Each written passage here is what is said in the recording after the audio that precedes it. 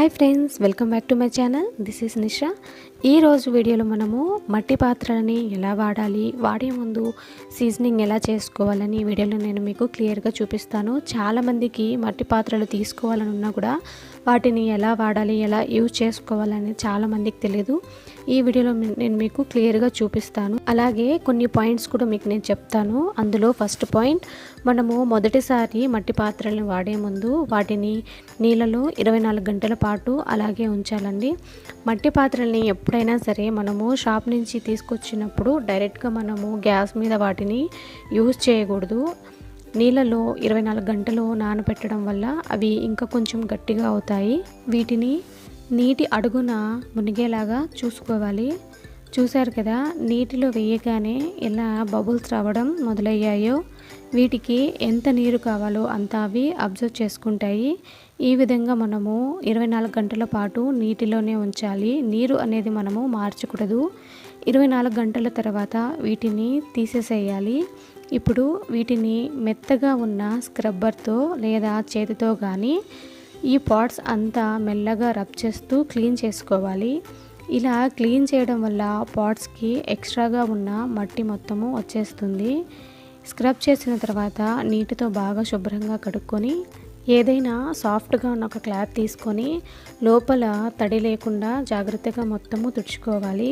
ఈ విధంగా తుడుచుకున్న తర్వాత డైరెక్ట్గా సన్లైట్ పడని చోట 1 గంట సేపు ఆరబెట్టుకోవాలి.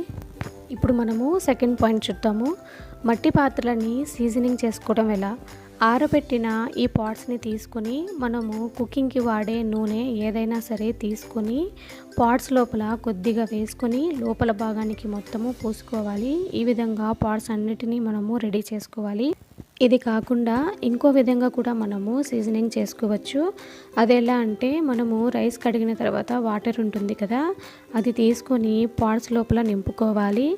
ఈ విధంగా వాటర్ని అంతా మనము నింపుకున్న తర్వాత 1 గంట సేపు ఉంచి తర్వాత వీటిని గ్యాస్ మీద సన్నని మంట మీద బాగా ఆవిరి వచ్చే వరకు గ్యాస్ మీద పెట్టుకోవాలి.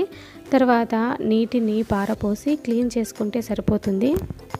మనము థర్డ్ పాయింట్ చూద్దాము. మట్టి పాత్రలని ఎలా శుభ్రం చేసుకోవాలి. వీలున్నంత వరకు మట్టి పాత్రలని చేత్తోనే శుభ్రం చేసుకోవాలి. వంట అయ్యాక పాత్రలో కొద్దిగా వేడి నీటిని ఉంచితే లోపల ఉండిపోయిన చిన్న చిన్న మెతుకులు, నూనె మరకలు, నీచు వాసన లాంటివి ఈజీగా క్లీన్ అయిపోతాయి. ఒకవేళ పాత్రలో నాచు కానీ బూజు కానీ పడితే స్క్రబ్ ప్యాడ్ మీద కొద్దిగా ఉప్పు వేసి నెమ్మదిగా కడిగితే శుభ్రం అయిపోతుంది. ఇప్పుడు మనము ఫోర్త్ పాయింట్ చూద్దాము. మట్టి పాత్రలను గ్యాస్ మీద వాడచ్చా అనే సందేహము చాలామందికి ఉంటుంది. నిరభ్యంతరంగా మనము వాడుకోవచ్చు, కానీ వండేటప్పుడు ఎక్కువ వేడి మీద కాకుండా తక్కువ వంట మీద ఉడికించుకుంటే సరిపోతుంది. ఇప్పుడు లాస్ట్ 5th పాయింట్ చూద్దాము. మట్టి పాత్రలని ఫ్రిడ్జ్లో పెట్టుకోవచ్చా అనే సందేహము చాలామందికి ఉంటుంది.